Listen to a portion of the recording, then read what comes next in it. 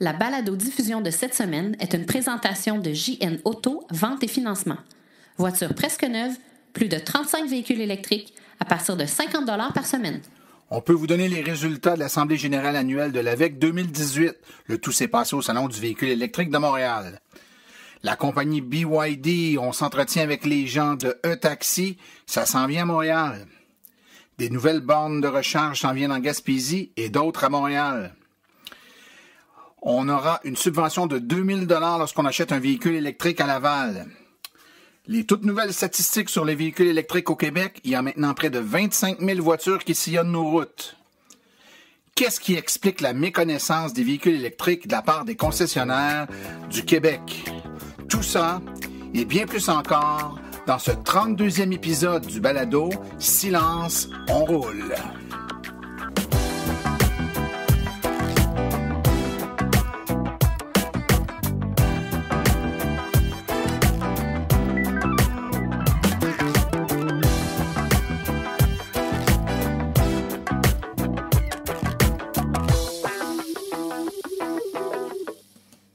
Bonjour tout le monde, mon nom est Martin Archambault, je suis administrateur webmestre et porte-parole média de l'Association des véhicules électriques du Québec. C'est avec passion et plaisir que j'anime ce podcast qui est dédié 100% aux voitures électriques. Mes amis, cette semaine, on a un podcast qui va être dédié en très grande partie à l'Assemblée générale annuelle de l'Association des véhicules électriques du Québec qui avait lieu en même temps que le Salon du véhicule électrique de Montréal à la Place Bonaventure. Donc, on a pas mal d'infos à vous donner là-dessus. Et puis, étant donné que parler de véhicules électriques et de salon, ben on fait affaire avec des manufacturiers qui nous parlent de leur bolide et que quand on achète nos véhicules électriques, évidemment, suite à un salon, on va faire affaire avec un concessionnaire. On a pensé également faire un petit spécial pour vous parler un peu de la relation un peu particulière parfois que peuvent avoir des futurs électromobilistes avec les concessionnaires de véhicules qui sont, disons-le, pas toujours égales dans la qualité de l'information qu'ils peuvent nous donner sur les véhicules électriques ou encore, j'oserais dire, dans le désir apparent ou réel de nous vendre une voiture électrique plutôt qu'une voiture à essence. Alors, on va en parler plus en détail dans les prochaines minutes. Tout d'abord, je remercie tous les auditeurs de Silence on roule. À la dernière AGA, d'ailleurs, on a demandé aux gens qui étaient dans la salle, aux membres qui étaient présents, plus de 200 personnes, quels sont ceux ici qui écoutent le balado. Et puis, c'est une très grande majorité des gens qui ont levé la main. Donc, on sent qu'il y a de l'intérêt. Ça fait chaud au cœur parce qu'en fait, produire cette balado, ce balado-là prend du temps et rapporte peu, en fait, en termes financiers. Là, on a des commanditaires, on a un peu de commandite sur le show comme tel, mais grosso modo, c'est un investissement de temps de ma part qui n'a que pour but de promouvoir puis de faire connaître un peu mieux l'électromobilité puis de renseigner les conducteurs actuels d'auto électriques. Donc, de voir que vous l'écoutez, ben c'est mon principal salaire puis je tiens à vous dire un gros merci. Alors, évidemment, lors de l'Assemblée générale annuelle, ben, c'est le moment où l'association en profite pour rendre des comptes un peu, faire un bilan de ce qui a été fait au cours de l'année. Donc, rendre état de la situation, de l'avancement des dossiers, des projets, où est rendue l'association. Association qui a 5 ans seulement, donc partie de quelques membres dans un sous-sol pour être rendue une des plus grandes associations d'électromobilistes au monde et la plus grande association au Canada. Donc, vraiment, un gros merci à tous nos membres. Et c'est également le moment où il y a des élections, donc certains postes au conseil d'administration sont en élection et puis c'est le moment là, de refaire le plein d'énergie d'administrateurs pour poursuivre l'année en cours. Et puis c'est un système comme bien d'autres associations là où toujours il y a la moitié des postes qui sont en élection puis l'autre année d'après c'est l'autre moitié pour assurer une cohérence au sein de la direction. Donc il y avait des postes qui n'étaient pas en élection. On parle de celui de Simon-Pierre Rioux qui est notre président. On parle de celui de David Corbeil qui est notre trésorier et responsable des infrastructures de recharge, et celui de Louis Bernard, également administrateur responsable du développement des affaires. Les autres postes étaient en élection. Il y a un poste qui avait été laissé vacant suite à un départ en cours d'année. Le poste de Richard Lemelin, vice-président, était en élection. Et mon poste à moi, donc administrateur porte-parole média webmestre, j'étais en élection. Également celui de Jean Gariepi, administrateur responsable des directeurs régionaux, donc un autre poste qui était en élection. Alors, évidemment, pour ceux qui n'étaient pas là, qui n'ont pas suivi l'actualité sur notre site web, Richard Lemelin a été reconduit, donc va rester sur notre conseil d'administration. Ensuite, moi-même, j'ai été réélu, donc je reste sur le conseil d'administration. Jean Gariepi a également été réélu. Et finalement, une petite nouvelle se joint à nous. Il s'agit de Audrey Despaux, qui a été élue, donc au sein du conseil d'administration, donc à la fois de la jeunesse et une femme au sein du CA. Ça va faire du bien, mes amis.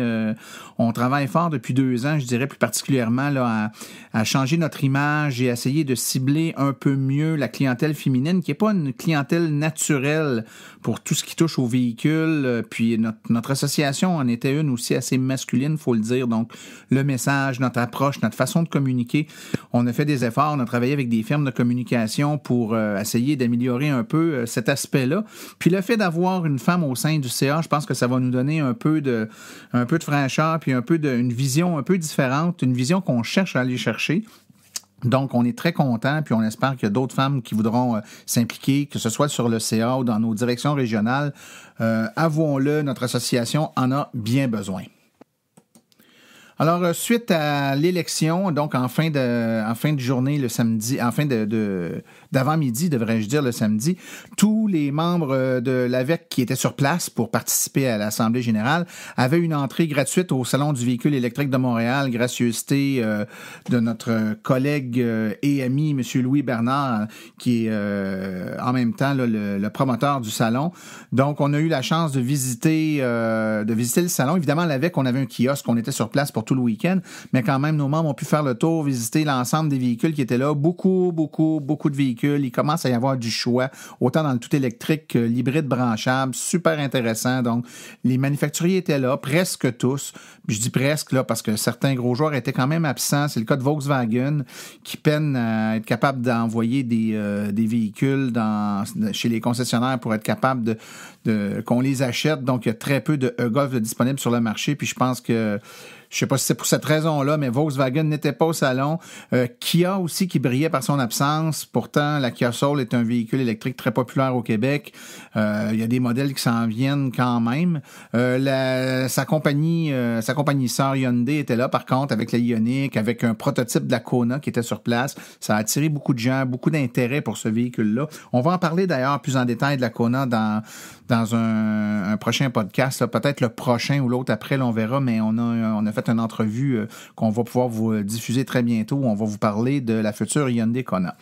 Quoi qu'il en soit, moi aussi, j'ai fait le tour du salon, j'ai parlé avec plusieurs manufacturiers, il y avait des manufacturiers de bornes, il y avait des manufacturiers de panneaux solaires, il y avait également, et ça c'est très intéressant, je vous ai ramené une petite entrevue qu'on va écouter tout de suite, il y avait les gens de la compagnie e-Taxi qui va commercialiser le véhicule chinois, la E6 de BYD, donc qui est un véhicule électrique qui est conçu pour faire du taxi, puis ces taxis-là électriques chinois de la compagnie BYD sous la bannière e-Taxi là, vont sillonner bientôt les rues de Montréal, et j'ai voulu en savoir un petit peu plus, donc je vous propose d'écouter tout de suite une petite entrevue que j'ai faite avec les gens de e-Taxi. Alors, je suis présentement en compagnie de Fabien de l'entreprise e-Taxi. Bonjour, Fabien. Bonjour. Vous êtes ici au Salon du véhicule électrique de Montréal aujourd'hui pour nous présenter un magnifique taxi de la compagnie chinoise BYD. Parle-nous donc un peu, dans un premier temps, de la compagnie e-Taxi. C'est nouveau dans le paysage du taxi à Montréal. Bon, exactement. En fait, e-Taxi, c'est une compagnie qui offre une solution clé en main pour l'industrie du taxi, donc pour les propriétaires de taxi. On importe les véhicules BYD et on les adapte avec tout l'équipement électronique, c'est-à-dire les modules de paiement, le taximètre, le dôme, l'habillage Bonjour, comme vous pouvez voir. Et on offre une solution clé en main pour les chauffeurs. Donc, c'est pour des chauffeurs de taxi qui seraient indépendants, c'est ça? En fait, tous les chauffeurs de taxi au Québec, ce sont des travailleurs autonomes, un peu comme les agents d'immeubles. Ils peuvent, à part pour ceux de Théo, évidemment, là, mais sinon, c'est les propriétaires de permis de taxi qui achètent leur propre véhicule. Okay. Mais à ce moment-là, ça veut dire qu'on pourrait retrouver des taxis de E-Taxi sous une bannière, par exemple, de Taxi Diamond ou... Exactement. On est ouvert à toutes les compagnies. Nous, on vise vraiment les propriétaires de taxis. Okay. Et le modèle d'affaires, maintenant, le plus-value ou l'expérience d'utiliser un taxi E-Taxi, est-ce que c'est... Là, dans notre imaginaire, on connaît l'ancien taxi, on connaît Théo, qui est à Montréal depuis déjà un petit bout de temps. Oui. Vous vous situez-vous où en termes de services puis d'offres par rapport à Théo, par exemple? Bon, je vous donne un exemple. Nous, on ne demande aucune dérogation de la réglementation à Montréal. Donc, c'est-à-dire que nous, on ne change pas le modèle d'affaires du taxi traditionnel. On fait juste faciliter la transition à un modèle complètement électrique pour l'industrie du taxi. Donc, ça va permettre à des entreprises existantes de taxis traditionnels de tranquillement, pas vite, faire une migration vers une flotte de plus en plus électrique.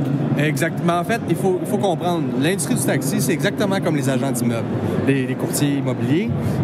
Ils ont le choix de payer un loyer pour faire partie d'une bannière. C'est la même chose pour les chauffeurs de taxi.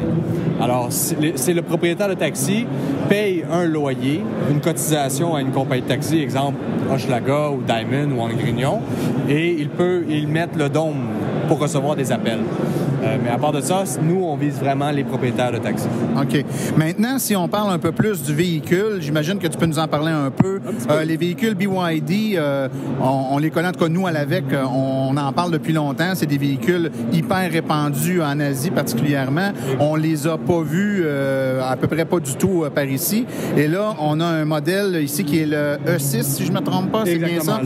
Parle-nous donc un peu de ce modèle de véhicule-là, ses caractéristiques propres. Bon, en fait, le E6, c'est un véhicule qui est conçu par BYD au départ pour les flottes de taxis. Il a été construit pour ça. Pour ça. Donc, c'est un véhicule qui est renforcé. C'est une autre chimie de batterie qui est plus, excusez-moi mon français, heavy duty. OK. Pour usage intensif. Exactement. Okay. Voilà. Et on m'a parlé brièvement de la technologie alentour du véhicule.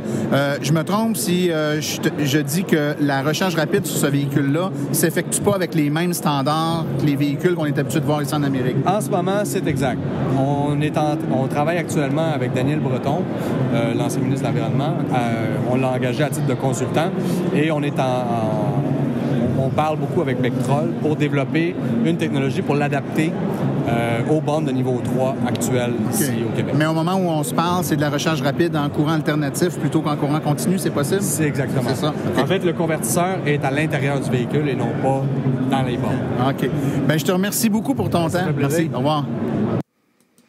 Alors voilà, là-dedans, l'histoire ne dit pas à partir de quand les taxis de E-Taxi vont être en fonction dans les rues de Montréal, mais on peut espérer que ça sera très bientôt.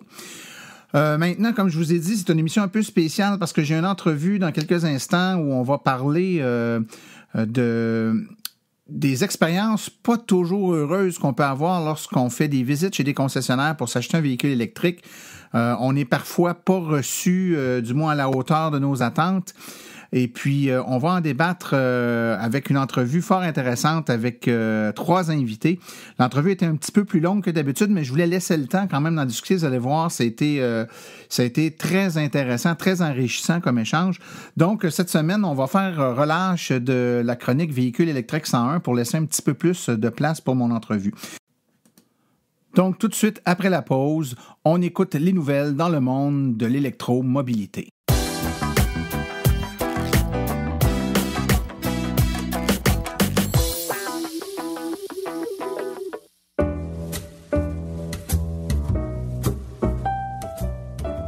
Vous avez une entreprise qui œuvre dans le domaine des voitures électriques.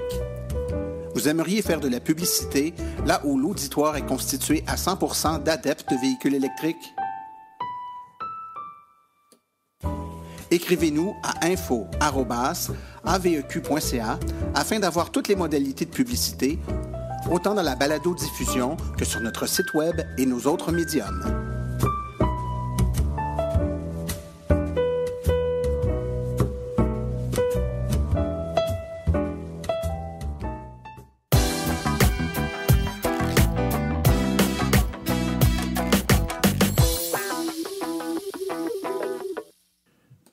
On connaît Rouler vers la Gaspésie qui a fait installer 11 bornes de recharge rapide là, à 400 volts le long de la péninsule gaspésienne. Eh bien, le coordonnateur du réseau Rouler vers la Gaspésie, Danny Bergeron, nous annonce que son organisme veut faire installer 100 nouvelles bornes de recharge, des bornes de recharge de niveau 2, cette fois-là à 240 volts, encore une fois, là, le long de la péninsule gaspésienne. Donc, en plus des bornes rapides, on a besoin d'endroits pour se recharger pendant les repas, pendant un arrêt dans un commerce ou pendant la nuit, donc lorsqu'on arrête plus longtemps. Et là, des bornes de recharge niveau 2 à 240 volts sont tout à fait indiquées. Un programme d'aide gouvernementale existe pour aider les particuliers à installer des bornes, mais Denis Bergeron, qui est aussi représentant municipal à la Corporation de développement de Saint-Maxime-du-Mont-Louis, indique que les entreprises peuvent demander d'adhérer à un réseau, au réseau. Donc, une aide couvre une partie de la borne et de l'installation. C'est grâce à cette aide qu'il a l'intention de faire installer ces 100 nouvelles bornes. On reste dans les bornes de recharge 240 volts, mais maintenant on se transporte à Montréal où des bornes de recharge pour voitures électriques aux 4 coins de Montréal devraient voir le jour d'ici 2019. Les propriétaires de véhicules électriques de 19 arrondissements de Montréal auront accès à des bornes de recharge sur rue d'ici la fin de l'année. C'est le comité exécutif de la ville qui a octroyé un contrat là, à Adénergie pour la fourniture de 200 bornes de recharge sur rue pour véhicules électriques. C'est un contrat qui est évalué à un peu moins de 1,6 million de dollars et qui sera entièrement assumé par la ville centrale. Voilà une nouvelle qui n'a pas fini de faire couler beaucoup d'encre. La ville de Laval deviendra la première ville au Canada à offrir une subvention financière à l'achat de véhicules électriques. On parle d'une aide financière de 2000 $ octroyée par la ville à l'achat d'une voiture entièrement électrique, une première pour une municipalité canadienne. C'est ce qu'a annoncé le maire de Laval, M. Marc Demers, lors de l'ouverture du Salon du véhicule électrique de Montréal. Un projet de règlement a été approuvé par le comité exécutif en vue d'un avis de motion et d'adoption en cour municipale le mois prochain. Bien que ce soit la date d'adoption du règlement qui déterminera la mise en vigueur du programme, le dépôt de la demande de subvention et tout le tralala, là, les achats effectués à compter du 20 avril 2018 seront rétroactivement admissibles. Donc, c'est un coup tout à fait admirable de la part de la Ville de Laval et on espère que ça inspirera d'autres villes au Québec. Rappelons que ce 2000 $ s'ajoute à la subvention de 8000 $ que le gouvernement provincial offre, ce qui veut dire qu'un Lavallois qui veut s'acheter une voiture électrique de 40 000 $ voit le premier 25 % de sa facture, donc le premier 10 000 $ payé entièrement en subvention. Lavallois, c'est le temps de faire des achats. Vous le savez, c'est maintenant une habitude. À tous les 3 mois, l'Association des véhicules électriques du Québec émet ou collige des statistiques sur le portrait des véhicules électriques en circulation au Québec. Nos statistiques sont très prisées, reprises par de nombreux médias. Et la nouvelle mouture, donc, qui compile les chiffres, les statistiques en date du 31 mars, donc pour le premier trimestre de 2018, sont sorties. On peut vous annoncer que c'est maintenant un total de 24 422 véhicules électriques qui circulent sur les routes du Québec en date du 31 mars 2018. Donc, c'est une progression qui maintient la progression exponentielle que l'on vit depuis 2013-14 à peu près. Donc, on suit la même courbe exponentielle de croissance. Les voitures les plus populaires, c'est la Chevrolet Volt à 35 %, suivie de la Nissan Leaf à 16 % et de la Tesla Model S à 7 %. Donc, c'est le pourcentage de part de marché des modèles les plus populaires au Québec. Le ratio véhicule hybride rechargeable versus véhicule 100% électrique, on parle de 54 % pour les véhicules hybrides rechargeables contre 46 % pour les véhicules électriques. Donc, ça se maintient, c'est assez stable au fil du temps. Le Québec demeure le plus grand contributeur de l'effort canadien, puisqu'on a 24 422 véhicules électriques sur un total de 53 099 au Canada, donc on a la moitié ou presque, là, et ça, c'est la même chose depuis plusieurs années. Par contre, mes amis, il faut savoir que depuis un petit bout de temps, il y a une généreuse subvention qui est donnée par le gouvernement de l'Ontario, et au moment où on se parle, l'Ontario dépasse le Québec dans les ventes, ce qui fait que la proportion de 50 % de véhicules canadiens qui proviennent du Québec là, devrait baisser graduellement parce que l'Ontario roule plus vite que nous actuellement et risque de nous rattraper à la vitesse à laquelle ça monte actuellement. Où sont les véhicules électriques? Eh bien, 26% sont en Montérégie. C'est toujours la Montérégie qui est la région la plus populaire pour les véhicules électriques. On parle en termes de chiffres absolus, par exemple, de nombre de véhicules. Bien évidemment, c'est à Montréal qu'il y en a le plus, à Québec, suivi de Laval, Longueuil, Sherbrooke, Terrebonne, Gatineau. Évidemment, là, il y a plusieurs façons de présenter les chiffres. Les villes qui en ont le plus ou les régions, c'est le plus populaire per capita. Des fois, ça donne des résultats différents. On sait que c'est l'Anaudière qui est la région où il y a le plus de véhicules per capita, mais en termes de nombre de véhicules, donc en nombre absolu, c'est la Montérégie. On est rendu à 3047 bornes de recharge niveau 2, 171 bornes de recharge rapide et 116 chargeurs Tesla. Peut-être un signe des temps, mais très certainement une réponse à ce que de nombreux électromobilistes réclament, plus pour les bornes rapides par contre. Mais là, c'est sur les bornes niveau 2. La ville de Drummondville a décidé d'enlever les bornes rapides qu'elle avait avec une tarification de 2,50 $ à taux fixe pour les remplacer par une tarification horaire, donc de 1 $ de l'heure facturée à la minute, comme c'est le cas déjà à certains endroits. Mais la raison donnée, c'est que la ville réagit à certains abus d'utilisateurs qui laissent leur véhicule branché pendant de longues heures, voire même jusqu'à 2 jours dans certains cas. Donc évidemment, à 2 $ tarif fixe, tu branches ta voiture 2 jours, ça te coûte 2 $. 1 $ de l'heure, par contre, 2 jours, on est rendu à 48 $. Donc, évidemment, ça va inciter les gens à déplacer leur voiture une fois la recharge faite. Est-ce que c'est une bonne solution? Plusieurs disent que oui, certains un peu moins. Ça dépend toujours du point de vue, mais quoi qu'il en soit, ça témoigne d'un besoin chez les électromobilistes qu'une solution soit apportée pour s'assurer qu'on limite les abus aux bornes de recharge électrique.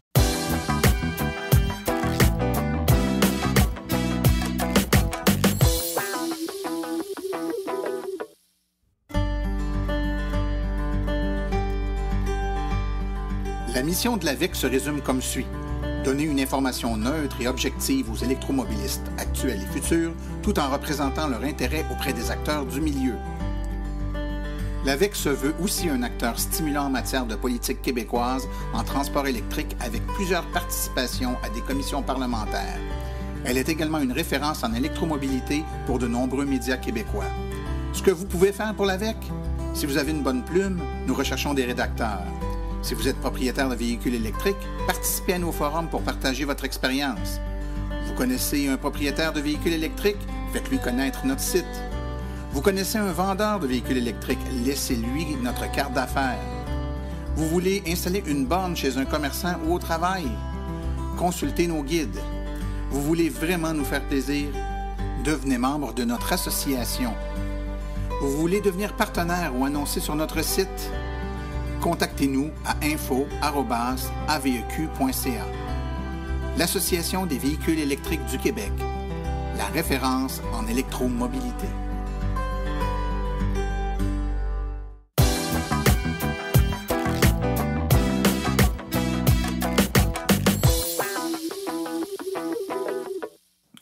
Alors, je suis présentement en compagnie de mes invités pour parler des concessionnaires automobiles et du service lors de l'achat ou l'acquisition ou l'information sur un véhicule électrique. Alors, je vous les nomme. On a au bout du fil Mme Joanne Groux de Montréal. Bonjour, Mme Groux. Bonjour. François Derèche de Napierville. Bonjour, M. Derèche. Bonjour. Et avec moi en studio, j'ai Yannick Asselin, qui est entre autres représentant des ventes chez Bourgeois Chevrolet à Rawdon. Bonjour Yannick. Allô. Ça va bien? Ça va bien.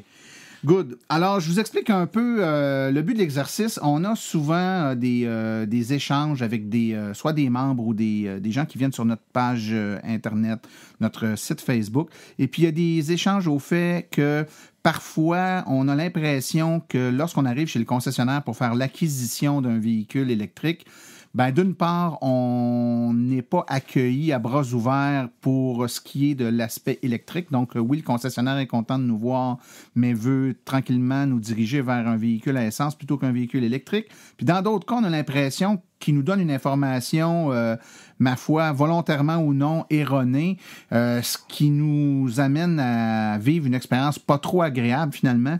Puis ça peut décourager les gens qui sont moins décidés ou moins persistants dans leur projet de s'acheter un véhicule électrique. Donc, ça aiderait pas vraiment beaucoup la cause. Et c'est pour ça qu'on a Mme Groulx et M. Desraiges en ligne aujourd'hui, parce que les deux ont vécu quelque chose de pas très agréable. Alors, j'aimerais ça commencer par vous, Mme Groulx. Expliquez-nous un peu, dans votre cas, qu'est-ce qui vous est arrivé? OK. Bien, moi, je vais aller rapidement là, parce que mes doléances commencent avec l'achat d'un premier véhicule hybride, parce que le problème existait à ce moment-là, en 2007, où carrément, le vendeur m'a dit « Achetez pas ça, vous allez voir, vous allez avoir un problème avec la batterie, ça va vous coûter une fortune, c'est ça. » Finalement, j'ai dû visiter 4 concessionnaires pour finalement... Je suis allée chez le concessionnaire, j'étais décidée, puis je savais ce que j'achetais. Puis c'était pas... s'ils ne voulaient pas m'en vendre un, je suis désolée, là, mais ils ont des véhicules à vendre, puis je voulais en acheter un. Ensuite, deuxième expérience, une deuxième voiture hybride, où là, parce que j'achetais la même voiture, là, donc je connaissais ça. Là, ça s'est bien passé. Je ne demandais pas d'informations. Et puis, l'été dernier, bien là, j'ai décidé d'acheter une Prius Prime, là, branchable, hybride branchable. Et j'ai eu encore la même expérience où on ne voulait pas... Le premier concessionnaire que j'ai visité ne voulait pas me la montrer. Il me disait « j'en ai pas en stock, mais vous montrer une Prius ordinaire, vous allez voir, c'est la même chose, il n'y a pas de différence. » Je suis retournée. Là, après ça, ils m'ont dit « oui, on va vous en trouver une, pas de problème, pour l'essayer. » Ils me donnent rendez-vous 2 jours plus tard. Je me présente et là, ils m'amènent dans le stationnement pour me montrer la voiture. Puis là, je dis, ben on peut l'essayer. Ah, non, elle est vendue. Là, ça devait simplement pouvoir la regarder. Et puis ensuite, finalement, je suis allée chez un autre concessionnaire à Montréal où, là, le monsieur a été super gentil. Il m'a fait essayer la voiture. Il y en avait sur son terrain. Il m'a ramené aux Galeries d'Anjou, partout. J'aurais pu faire le tour de la ville sans problème. Mais le pauvre monsieur ne connaissait pas du tout le véhicule. On avançait, on tournait, clignotait à gauche, clignotait à droite, mais toutes les questions reliées à la partie électrique du véhicule, il n'y avait pas aucune idée. Là. Et je vous dirais que ça se transfère même quand on va pour un appel de service, quand on va pour le changement d'huile et ces choses-là. Les gens qui sont au comptoir, eux non plus, ils ne savent pas du tout. Ils n'ont aucune idée là, de quoi on parle. Donc, c'est définitivement, il faut avoir lu tout ce qui se trouve dans les médias. Puis, c'est une bonne chose aujourd'hui, quand on y pense, qu'on a accès à beaucoup d'informations. Il faut vraiment s'éduquer nous-mêmes, savoir ce qu'on veut, puis ensuite, on peut faire l'achat. Des choses comme bien connaître quand on charge la voiture, ça va être quoi l'autonomie? Sérieusement, peut-être que là, moi, j'ai acheté la Prius Prime l'été dernier quand elle sortait, donc il n'y avait peut-être pas encore formé tous les vendeurs, mais j'aurais pu faire une meilleure job que lui sans problème. Il faut arriver déjà renseigné. Il faut avoir l'information parce qu'on ne vous l'a pas bien donné. C'est bien, Mme Groulx, on va revenir à vous, ça sera pas trop long. Monsieur Desraiges, votre histoire, vous? Ben, moi, dans le fond, je cherchais un véhicule pour surtout économiser sur les frais de transport parce que ça me coûtait extrêmement cher vu que je fais beaucoup, beaucoup de routes. Fait que j'ai commencé à faire des recherches puis j'ai trouvé que la Kia Soul, dans le fond, m'offrait tout ce que j'avais de besoin. J'ai fait beaucoup de recherches au niveau d'autonomie, regardé toutes les reviews, tout ça. Quand je suis arrivé au concessionnaire, ben, c'est un peu dans le même style que Mme Groulx, c'est qu'il n'y avait personne d'informé sur le véhicule. Je suis arrivé là, puis le vendeur ne savait même pas comment ouvrir la porte pour recharger le véhicule, ce qui me semble primaire. Puis il n'y avait aucune idée de l'autonomie, il ne savait absolument rien. Puis j'ai demandé à prendre un rendez-vous avec quelqu'un qui connaissait ça, parce que j'avais des questions par rapport aux bornes de recharge, comment ça fonctionnait, puis tout ça. Puis quand je suis arrivé là, ben, il n'y avait personne, absolument personne qui connaissait ça. J'ai demandé d'aller faire un test automobile, puis la personne ne savait même pas comment partir le véhicule. C'est moi qui l'ai fait. Fait qu'au niveau de l'information, du service, tout ça, il n'y avait rien. OK. Puis vous l'avez acheté quand même? Je l'ai acheté quand même parce que je savais où est-ce que je m'en allais. OK. À la même place, vous l'avez acheté à la même place où ce que vous nous avez décrit, ça s'est passé, là? Oui, parce que je voulais pas faire 50 places. Ah, OK, excellent. Yannick, je te regardais prendre des notes puis faire des faces un peu découragées. T'es pas surpris d'entendre ça, là? Non, ça c'est... je vais dire, nous autres, personnellement, au concessionnaire, ce que je travaille, c'est des choses qu'on voit souvent, là, OK? Des clients qui vont nous dire j'étais allé à telle place, ils m'ont dit ça, juste comme ça, là, je vais ouvrir une parenthèse, là, j'ai un client que j'ai rencontré cette semaine, puis le client il me dit j'étais allé essayer une Chevrolet Volt, puis la Chevrolet Volt, il dit à chaque fois que j'accélérais, ça faisait comme donner des coups. Je fais comme non, moi je pense pas de donner des coups. Puis il faut me faire savoir en parlant avec lui que la voiture n'était pas rechargée, la voiture qui a essayé. Donc la voiture roulait sur l'essence, puis il y avait toujours le petit délai entre les deux, là, une fraction de seconde là, avant que ça donne le petit coup. Fait qu'ils ont fait essayer une auto électrique, mais à gaz. C'est ça. C'est carrément ça. C'est donner des clés d'une Chevrolet Cruze, ça va être pareil. Là, c'est à peu près ça l'idée. Là. Mais c'est des choses que, je veux dire, moi, dans le domaine, ça fait 23 ans que je suis en automobile, ça fait, mettons, je me prends en voiture électrique depuis 2012, puis à partir de la première journée, puis même avant d'acheter ma première voiture électrique, ma Volt, j'ai posé des questions, 86 604 questions à tout le monde dans le concessionnaire, mon mécanicien de la place, etc., pour avoir des idées. Puis je m'aperçois qu'aujourd'hui, la formation que moi j'ai eue, c'est ma formation moi-même que je me suis faite parce que je voulais savoir de plus en plus sur cette voiture-là. Donc, il y a un manque de prise en charge de la formation sur les véhicules électriques de la part des manufacturiers ou des concessionnaires? C'est sûr qu'à la base, le représentant ou la direction de la concession ont une part de responsabilité de dire il y a un nouveau véhicule qui rentre, d'aller voir la voiture puis au moins de se renseigner sur la voiture. De s'asseoir dedans, vérifier comment c'est fait. Moi, ce que je fais, l'exemple, entre la Volt de la première génération puis la deuxième génération quand elle est arrivée en 2016, mais la 2016, quand elle est arrivée en concession, je me suis assis dedans, j'ai pris le manuel du propriétaire puis j'ai lu le manuel dans l'auto pour arriver à comprendre c'était quoi les nouvelles affaires qui étaient sorties sur la voiture. Parce que c'est sûr, quand le nouveau modèle rentre là, comme Mme Gros a dit, peut-être que le fabricant n'a pas eu le temps de faire la formation au niveau des véhicules. Mais ce qui me fascine, Yannick, là, c'est que si un concessionnaire, prenons l'exemple de M. Dereich avec une Kia Soul, un concessionnaire Kia reçoit des nouveaux modèles de véhicules. Il va minimalement savoir comment fonctionne. J'ai l'impression que c'est quand c'est un véhicule électrique qu'ils ne veulent pas y toucher. Il ne doit pas être capable d'ouvrir la trappe en avant. Il faut vraiment pas avoir voulu comprendre comment ça marche. Là. Mais c'est qu'est-ce que je viens de. C'est comme ça revient à ce que je viens de dire, c'est que faut minimalement, quand le nouveau véhicule arrive, avant que je m'occupe juste des voitures électriques, OK, comme je fais présentement, je donne un exemple, mettons le nouveau Chevrolet Malibu de l'année arrivait, j'allais m'asseoir dedans, j'essaie de comprendre c'était quoi la voiture. En tant que représentant, j'ai une part de responsabilité de donner la bonne information face au client. Je dis, tu t'en vas le client puis il dit, veux-tu m'ouvrir la trappe à gaz? Tu sais pas comment ouvrir la trappe à gaz ou l'exemple, la trappe pour charger la voiture sur une Kia Soul. Je m'excuse un petit peu, mais t'as l'air un petit peu fou. Je veux pas faire je veux pas dire.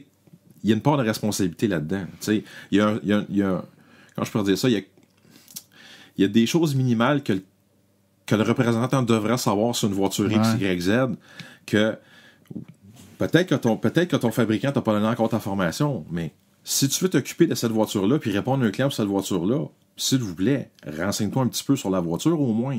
Au moins de savoir des choses minimales, comment tu pars l'auto, c'est quoi les équipements, c'est comment tu ouvres la fameuse trappe pour plugger l'auto.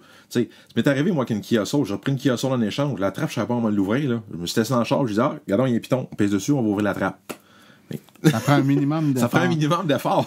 Là, on a parlé de la vente, en tout cas, là, au moment de la prise de possession du véhicule, mais après ça, il y a le service aussi, puis c'est sûr que quand l'expérience de vente ressemble à ça, c'est pas trop rassurant pour le service. Madame Groux, suite à l'acquisition de votre Prius en 2007 ou encore de votre Prime plus récemment, la qualité du service que vous avez obtenu, si vous aviez des problèmes ou juste des entretiens de routine, comment ça s'est passé?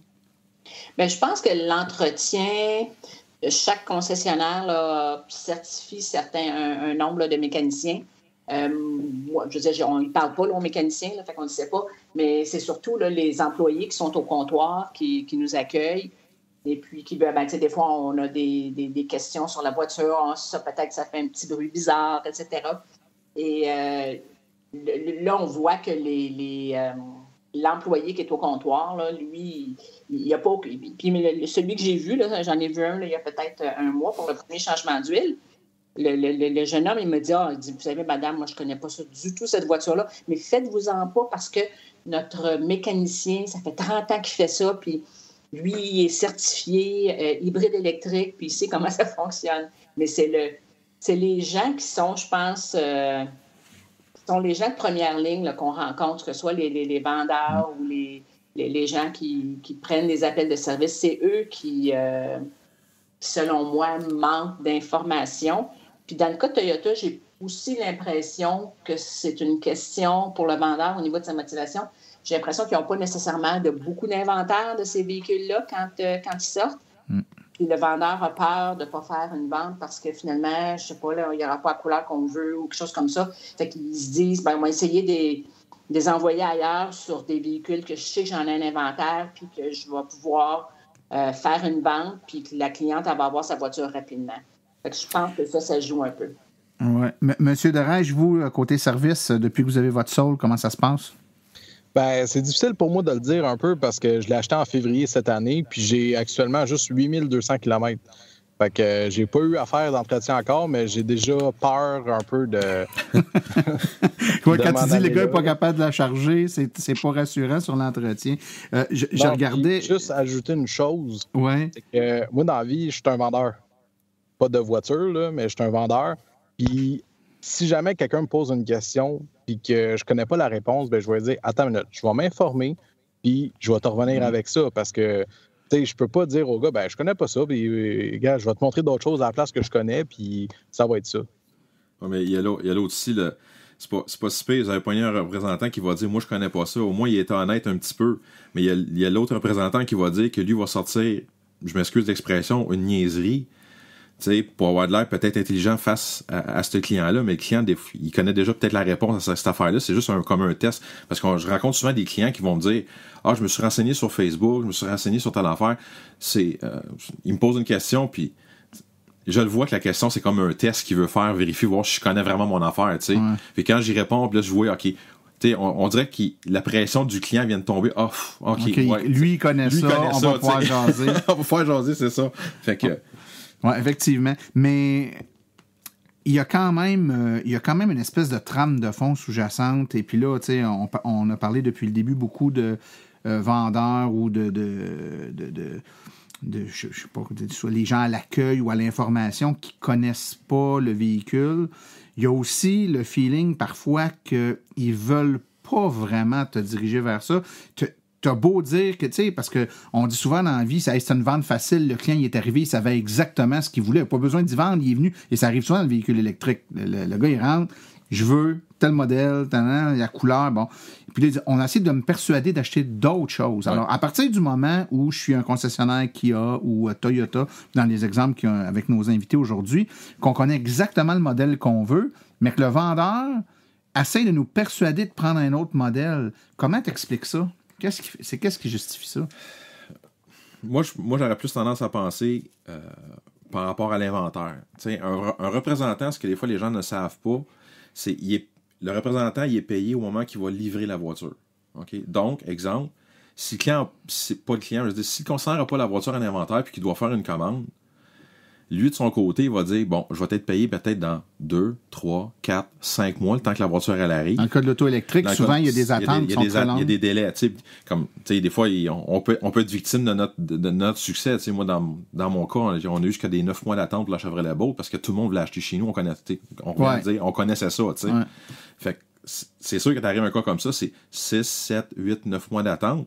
Puis des fois, le client va arriver et va dire « Ah, mais j'ai trouvé un concessionnaire ailleurs qui l'a avant toi, ce qui m'est déjà arrivé, là, OK? J'ai trouvé ailleurs dans un autre concessionnaire, il l'a avant toi, mais il va l'acheter là. » T'sais, moi, de mon côté, je vais le dire comme ça, c'est j'ai expliqué l'auto, j'ai pris le temps de répondre au client, j'ai fait les outils du client parce que j'avais un véhicule en inventaire pour faire essayer, ce que d'autres concessionnaires n'ont pas autour. Donc, j'ai tout fait le travail au complet de A à Z, puis le client, parce qu'il y avait l'autre véhicule en inventaire, ça pourrait peut-être expliquer pourquoi il y a des concessionnaires des représentants qui vont agir comme ça. L'autre chose aussi, c'est que les représentants, des fois, ce qui va arriver, exemple, c'est que il va dire, ou la direction va dire, ce mois-ci, si vous avez, exemple, 10 ventes de véhicules, t'as un bonus. Il rencontre un client, puis qui sait qu'il va le vendre il va prendre livraison de son véhicule dans 3 mois. Il passe à côté de son bonus, tu sais. Fait que, tu sais, c'est des choses comme ça, tu sais, je dis, moi, de mon côté, j'ai jamais vu ça comme ça. Moi, j'ai vu ça, je vois plus ça comme l'argent en banque. T'sais, bon, je le livrerai dans 4 mois, puis dans 4 mois, regarde, si j'ai un bonus dans 4 mois, j'aurai un bonus, qu'est-ce que je te dis? Moi, je le vois comme ça.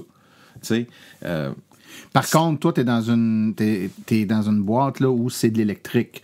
Mais la boîte où 95% de l'inventaire est à essence, puis qu'il y a un modèle électrique qu'on connaît pas trop, il devient, avec ce que tu viens d'expliquer, je peux comprendre que c'est pas très alléchant de... Ben, il y a l'autre côté aussi, ça revient toujours à l'inventaire, tu sais, je veux dire, je te donne un exemple, si le concessionnaire, dans son index, on va appeler ça un index, parce qu'ils ont, tu sais, chaque concessionnaire, plus tu vas vendre d'un véhicule X, plus tu vas être capable d'en commander pour ton inventaire.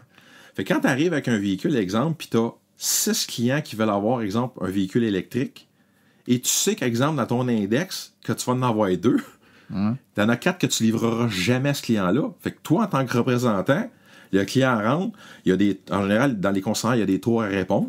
OK? C'est à moi à répondre. Après ça, l'autre client rentre, c'est à l'autre vendeur à répondre. Tu rentres, tu veux un véhicule électrique, tu passes 10 minutes avec le client, tu essaies de voir, tu sais, l'être humain va essayer de vendre quelque chose pour faire de l'argent. Parce qu'il va dire, si je n'essaie pas de vendre quelque chose pour faire de l'argent, j'aurai pas de salaire. Tu sais. C'est l'autre explication que je pourrais avoir, ça serait ça. T'sais. Moi, de mon côté, c'est le fun parce que j'en ai du stock. C'est plus facile. C'est plus facile. Fait que... Madame Groux, quand vous entendez Yannick Asselin expliquer un peu les raisons, est-ce que ça vous sonne des cloches? Est-ce que vous avez l'impression que dans votre cas, c'est un peu ça qui a pu se passer? C'est définitivement ma théorie. Puis j'ai vécu ça la première fois en 2007 pour les voitures hybrides. Là, Toyota, c'était un problème de... on voit qu'ils n'en ont pas, donc c'est difficile pour eux. Puis après ça, quelques années plus tard, ben là, finalement, les hybrides, là, il y en avait, là, mais là, avec l'hybride branchable, c'était le même problème l'été dernier. Puis je pense qu'il y a aussi la question, c'est peut-être aussi, on part à la réputation du concessionnaire. Si les vendeurs ne sont pas convaincus, surtout les endroits où ils vendent 95-98% des voitures à essence, puis le 2-3% qu'ils vont vendre en électrique, je les excuse pas du tout, là, mais c'est un peu compréhensible que c'est difficile de former tout ce personnel-là. Ils ne leur donnent pas ça en voiture de démonstration non plus. Fait que si on ne l'a pas conduit, puis si on ne l'a pas vécu, c'est plutôt difficile. Donc, le vendeur, probablement, qui hésite, puis il y a aussi la question, sa réputation. Il a vendu une voiture électrique qu'il ne connaît pas beaucoup, puis tout à coup que le client n'est pas content, après ça, ça va rejaillir sur sa réputation. Fait que je pense qu'ils sont pas... Ouais. Moi, je pense pas qu'ils sont de façon volontaire, de mauvaise foi, de donner de la mauvaise information. Je pense que c'est simplement qu'ils n'ont pas la formation, puis ils ne l'ont pas vécu. Fait que comme ils ne l'ont pas vécu, puis c'est pas comme leurs collègues non plus, là. Je veux dire, c'est vous, monsieur, là, vous êtes un concessionnaire qui vend que ça, mais quand c'est seulement qu'une portion des véhicules qui sont vendus, puis c'est tout petit, assez difficile. Assez difficile et convaincant. Oui, Yannick, tu veux réagir à ça? Ben, c'est sûr qu'il y a une part, ça revient toujours à une part de responsabilité, mais il y a aussi le fait que le concessionnaire dirigeant ou le propriétaire de la concession, quelque part, doit connaître. Il doit croire à ça. Je fais un petit cours d'histoire vite, mais chez Bourgeois Chevrolet, ça a commencé avec Hugo Janson, qui est un des propriétaires de la concession, qui est tombé en amour avec une Volt, puis il dit, voyons, c'est une voiture extraordinaire, ce véhicule-là.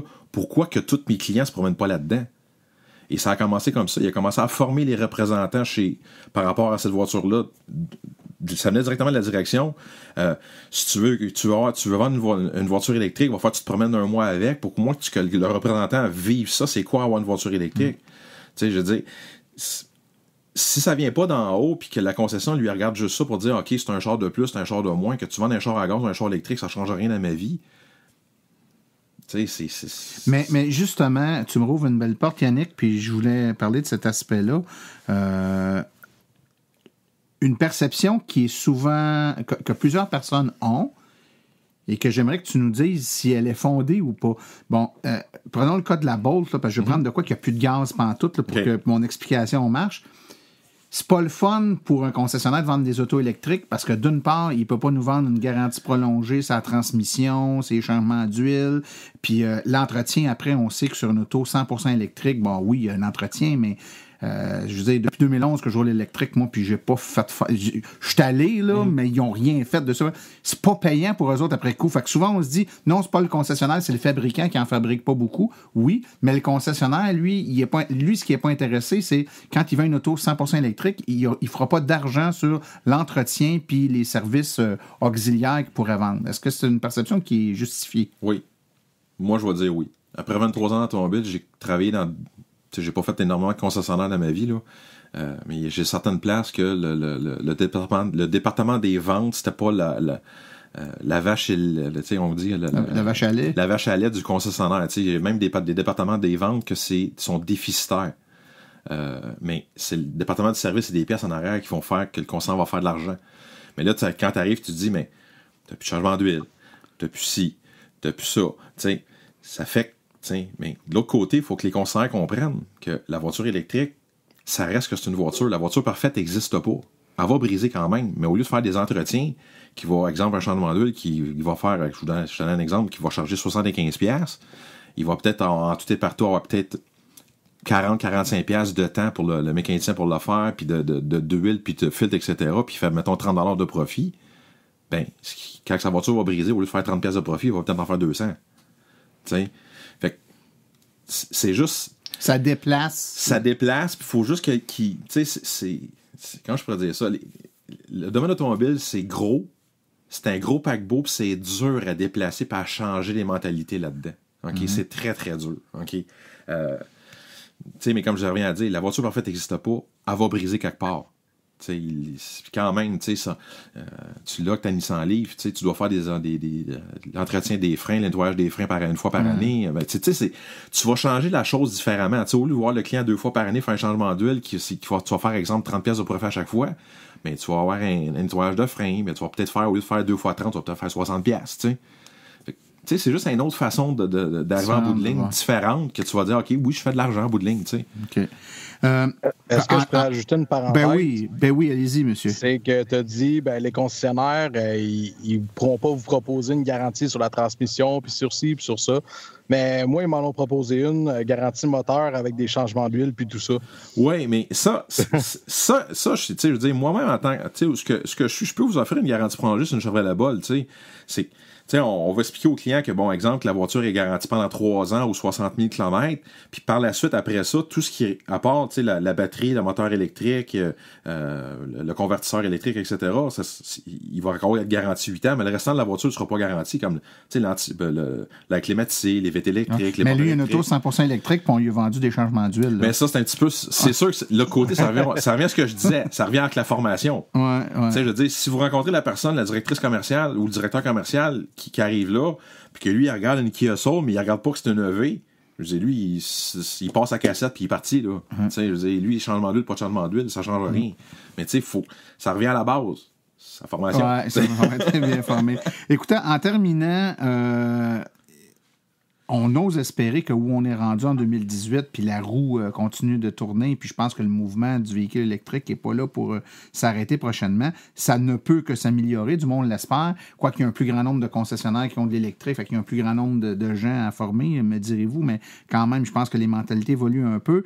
Est-ce que cette expérience-là est suffisamment désagréable pour vous décourager dans X années de retourner à un véhicule électrique ou voire même 100% électrique, peut-être, Mme Groux, vous avez de l'hybride rechargeable, vous avez passé de l'hybride à l'hybride rechargeable, peut-être que dans quelques années, vous allez sauter directement au tout électrique. Est-ce que ça vous a découragé ou vous êtes optimiste puis vous allez quand même continuer dans votre lignée?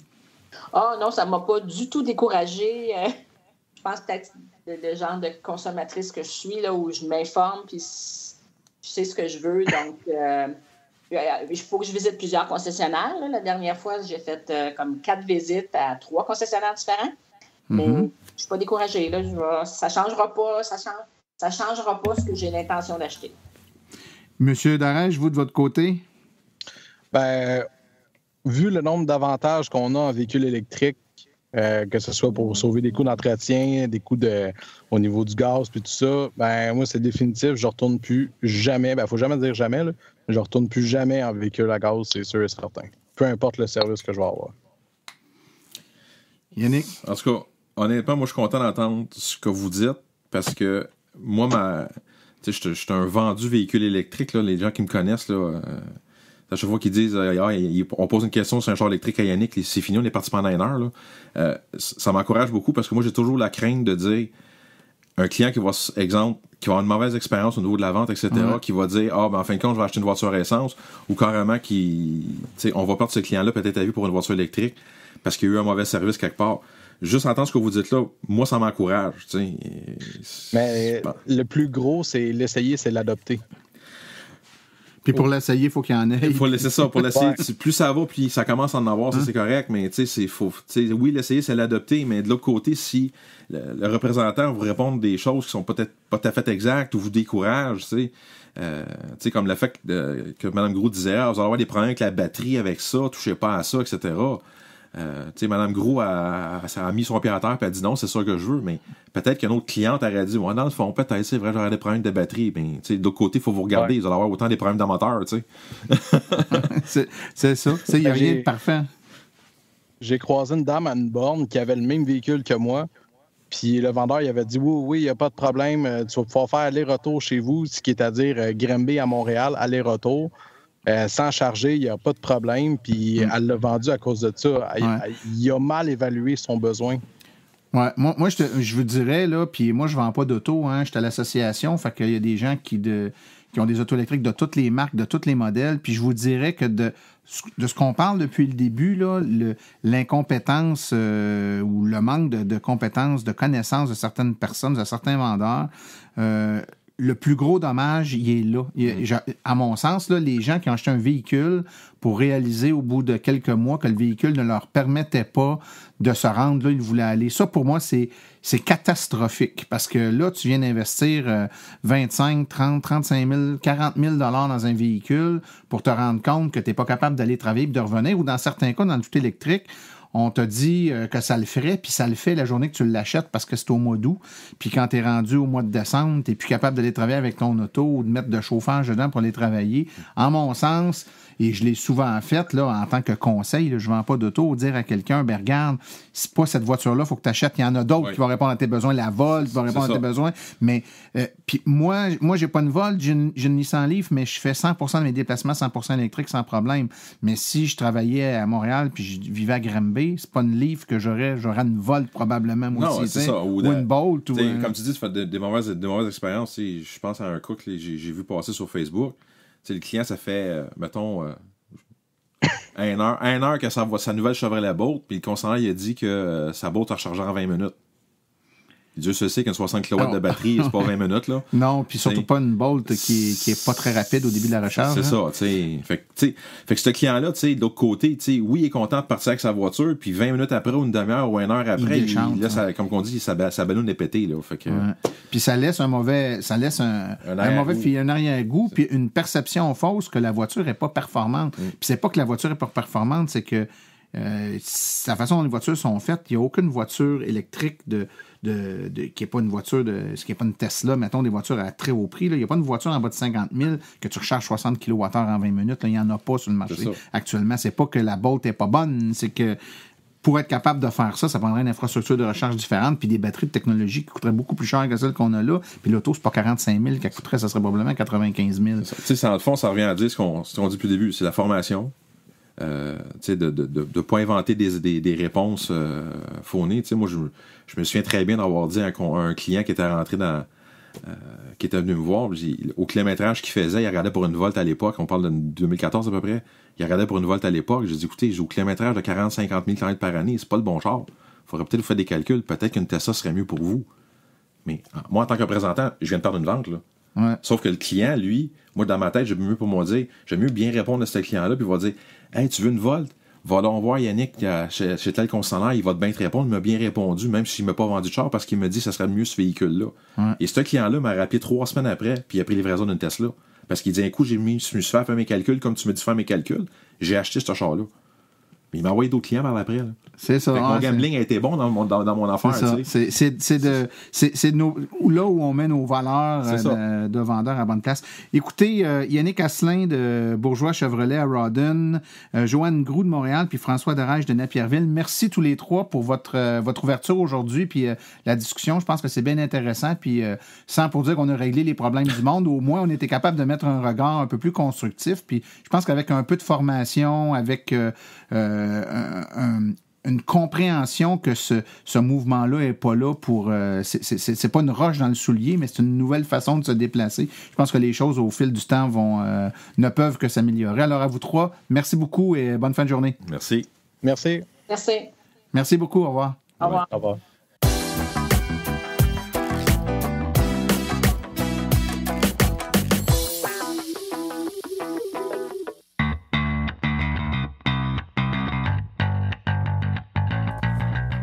Vous êtes intéressé à faire le saut pour une voiture électrique? Vous considérez choisir une voiture d'occasion? Rendez-vous chez JN Auto. Avec plus de 35 modèles presque neufs en stock, c'est définitivement le chef de file lorsque vient le temps de vous procurer un véhicule électrique. En plus des prix déjà très compétitifs, JN Auto offre un rabais exclusif aux membres hors de l'Association des véhicules électriques du Québec. Une réduction supplémentaire de 299 $ plus taxes sur le prix affiché au financement d'un véhicule entièrement électrique ou hybride rechargeable. Consultez notre liste de voitures au www.jnauto.com. Téléphonez-nous au 1-888-821-3084 ou rendez-vous directement en succursale au 317 route 116 à Richmond, en Estrie. JN Auto, choix, qualité et service après-vente irréprochable depuis 35 ans.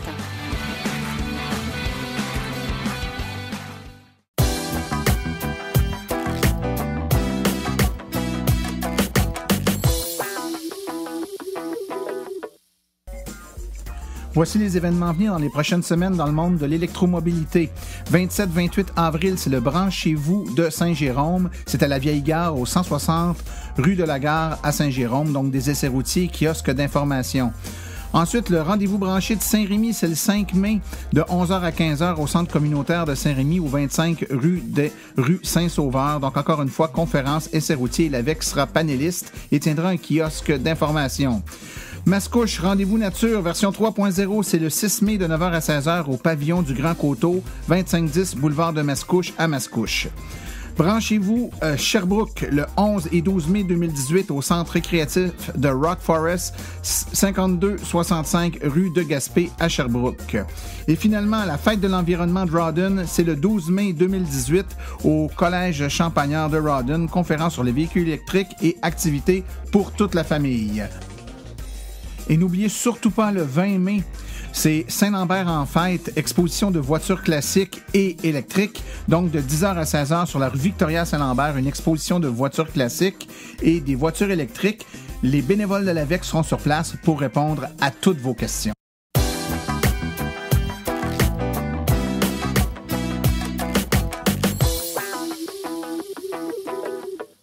Alors, ceci conclut la présente balado-diffusion. L'AVEC remercie tous les collaborateurs, particulièrement Yannick Asselin, Joanne Groux et François Derage pour leur participation aujourd'hui. La reproduction et la diffusion de l'émission est permise, mais l'Association des véhicules électriques du Québec apprécierait en être avisée. Toutes questions concernant l'émission peuvent être envoyées à l'adresse martin@aveq.ca. Pour les questions générales regardant l'électromobilité ou l'association, veuillez plutôt écrire à info@aveq.ca. Pour vous renseigner et avoir accès à toute la documentation de l'AVEC, visitez notre site web www.aveq.ca. Je vous rappelle que sur notre site web, pour vous faciliter la tâche, vous avez accès aux archives de nos balados ainsi qu'à des hyperliens vers les sites web mentionnés aujourd'hui directement au www.aveq.ca/silence. Mon nom est Martin Archambault et d'ici le prochain balado, j'espère que vous attraperez la piqûre et direz vous aussi, silence, on roule!